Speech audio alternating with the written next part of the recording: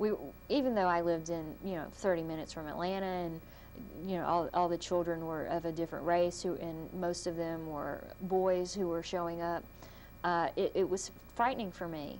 And so I think of my childhood as split because of that. So I've definitely seen both sides of the, one is the idyllic, you can go out and play as late as you want sort of childhood, and the other one is, okay, well, here's a whistle, here's your latchkey, Sure. here's all this. So, well, we used to think of crime as being confined, like to terrible neighborhoods and deep urban country and so forth. Well, it isn't that way anymore. There's so much mobility.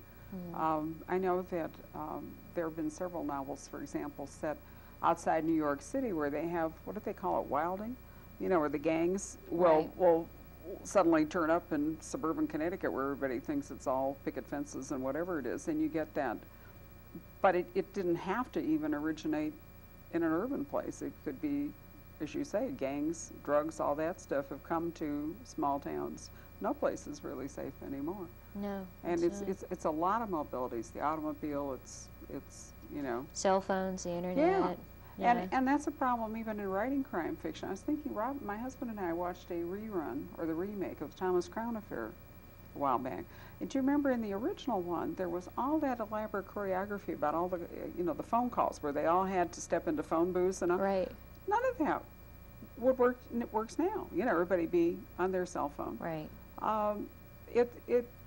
I think the PI novel has taken a real body blow in lots of ways because of surfing the net and because of cell phones and because of all kinds of, you've now got, instead of the backup guy with the gun, you've got the PI with the backup computer, you've got the hacker, essentially. Some way that somebody can get onto the internet and find out all this stuff. Right. Well, in my books, I try to avoid plots where that could play out, because I don't like that. I don't like the accessibility. I don't like Jeffrey has a cell phone, and I don't like that fact either. And Sarah disdains them. There's a line in Faint Cold Fear, the third book that I just finished, where they're trying to find the name of a doctor in town, and Sarah says, let me get the phone book, and she looks it up, and Jeffrey says, they have computers for that now. And Sarah rolls her eyes and says she's not going to have that conversation because it would take just as long to boot up the computer and try to find the address and all that. So I like. But you're still having to deal with it. Yeah, that's true. Even if she isn't doing that, you still have to sort of offer the reader some explanation. I mean, I find myself saying to authors, we had a chase scene in Hawaii in the new book we published called Primitive Secrets. And at some point, she stops and she needs to call the cops. And I said to her, where was the cell phone during the chase? What are we doing? And you resort to expedients like the batteries were dead. Or, it fell from the seat to the floor, and, while you're doing the wild drive through the mountain and around the curve, you can't be groping around, like this on the floor trying to get yourself. But the point is, you still have to deal with, it's almost like the elephant, the cell phone is so ubiquitous that if you're not going to use it, you have to explain it away. Right. And I do think that crime fiction, more than most other kinds of fiction, has to constantly deal with evolving technology. I think it always has. We've always been interested, I guess because we're all geeks at heart, so we've always been interested in technology. Even a new word there. Yeah, exactly. Well, you are now on tour for Kiscut, which I think must be exciting, and Blindsided has just come out. Did you have some exciting news about Blindsided you want to share? Oh, I'll blush. I could say this on the phone to you. It debuted at number 19 on the New York Times mass market bestseller list. How exciting. Yes. And you'll be happy to know we did our part.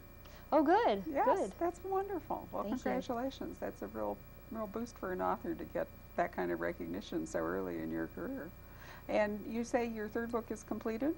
I'm in the editing stage right now, and I've tried to do that on the road, but it's not working. So I'm going to finish it when I get home, and they like to have it in a year in advance, and then start working on Indelible, I guess, the fourth one. Wow, so you really are a real author now, right? I know. 2 books out, one, wow, that's very Who would have guessed in New York? How does your family deal with all this? My father is so happy. He lives in the mountains in Blue Ridge, Georgia, and he flew up to New York when I was in New York a couple of weeks ago to meet my publisher and my agent and check everybody out for me. And that was just the highlight of my life.